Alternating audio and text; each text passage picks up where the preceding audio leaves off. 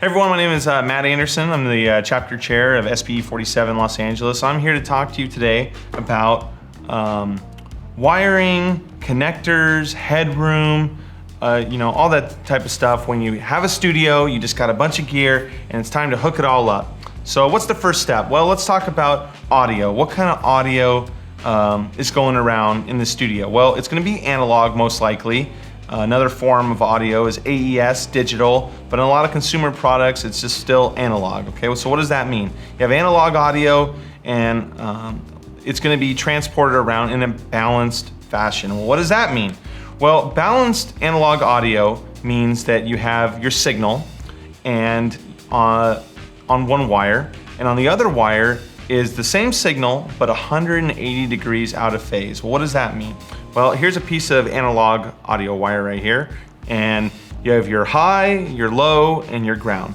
So your high is gonna have your signal, your low is gonna have your signal 180 degrees out of phase, and then your ground or your drain, which is to take any interfering noise and shunt it to ground. That's the hope, at least. So when your wire's running across, long distances, or maybe not so long distances, but it's going across power cables and other stuff that generate noise, the idea is that the noise is gonna come in right here at the same point on the piece of wire. So why is that important? Well, if it comes in at the same point, the noise is gonna be essentially in phase on both pieces of wire, right? So the audio, your desired signal, one's in phase, one's out of phase. Well, when it gets on the other end, your device is going to take both. It's going to take the signal you want, flip it upside down, essentially, taking your noise and flipping it upside down. So the signal you want is going to add, and the signal you don't want is going to subtract and hopefully be zero. So that's why we use balanced audio. If you use unbalanced audio, you go more than 10, 15 feet, especially running it with around interference sources, you'll hear noise and you really won't be able to get it out of there. So analog audio in a balanced fashion, okay? So wire type, is that important? Well, it is important actually. We talked about this wire, which is a Belden style 1504A type of wire. It has this ground or drain wire.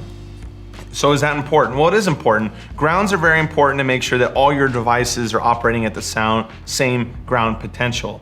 Sometimes it's a moot point in a studio because all your studio equipment and your racks are grounded to the central building ground. So you don't have to worry about it as much. For a small podcast type setup, you're only gonna have a few devices. They're probably all plugged into the same power strip. If not, they should be. And ground may not be as important.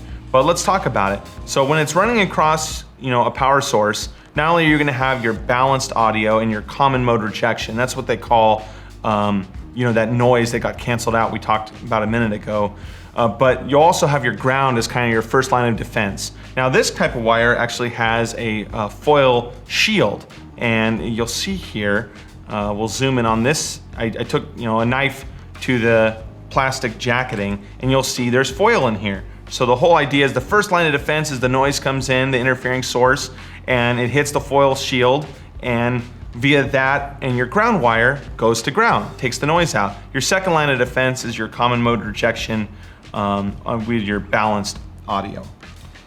So that's why wire is important. Wire that has a ground, wire that has a foiled shield is just gonna help you.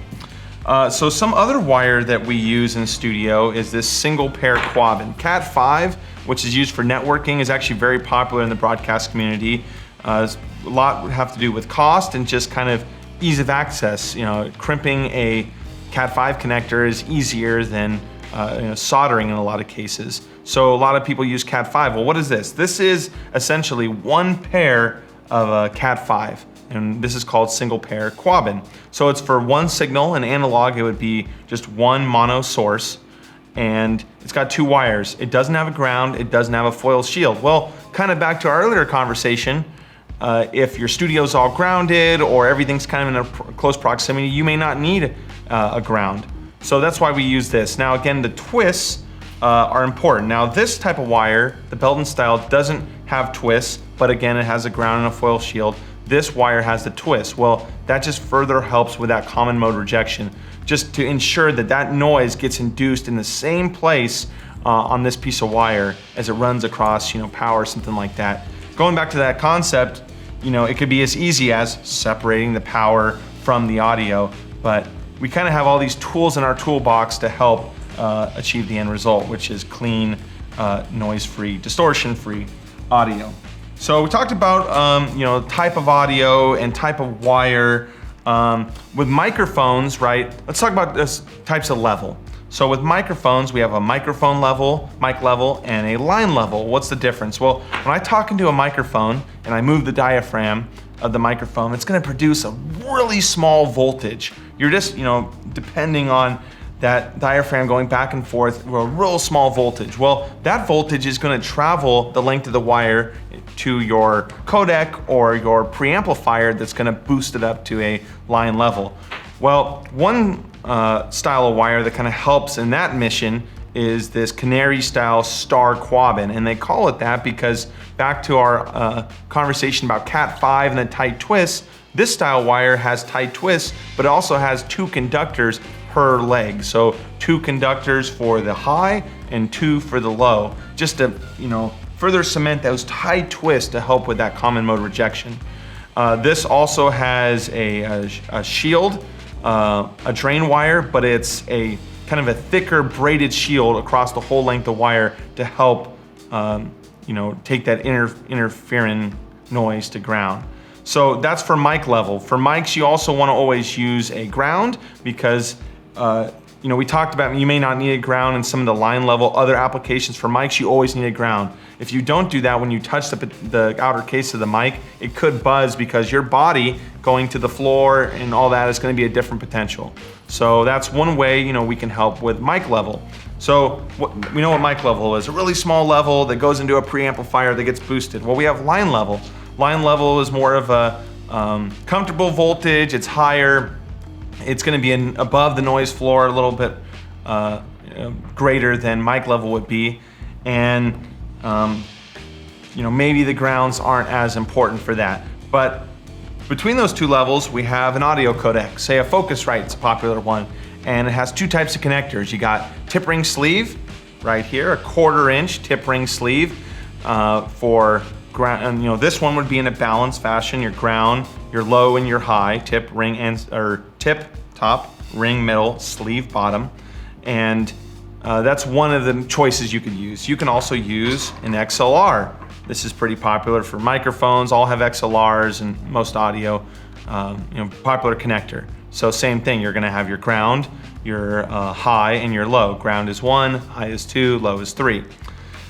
So on the Focusrite, doesn't matter. It's got XLR, it's got tip ring sleeve, I got XLR, let's just use that. Well, hold on, if you look at the spec sheet, it actually says that there is a difference. The XLR is connected to a preamplifier, which is to help with that mic level if you're using a microphone, and tip ring sleeve uses line level. It doesn't have that preamplifier. Well, some things I've seen, and actually happened at work, is we were using an XLR cable to connect the computer, which is line level.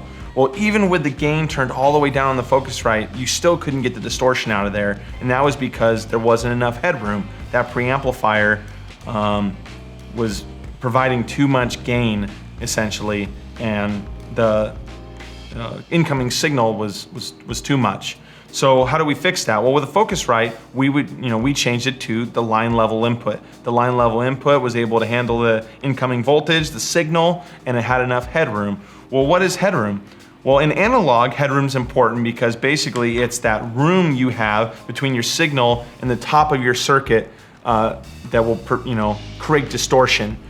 And you want to kind of maintain that level of headroom when people scream or they get loud. You want to make sure there's enough there where it's not going to distort. And using a mic processor or some sort of gating device will typically help in that mission because, hey, if my signal gets above minus something dBu, it's going to bring the level down to kind of prevent that distortion. So that's one thing we see happen as well. One thing I tell people is you'd like to have a lower level coming in because you can always add gain to it, right? You can't fix a square wave. And when we say that, a square wave is basically the distortion that's created. The peak cannot be created, so it becomes kind of a square wave, and you can't really fix that. But you can fix low level in bringing it up. So that's kind of the broad overview of, we got our analog audio in a balanced fashion.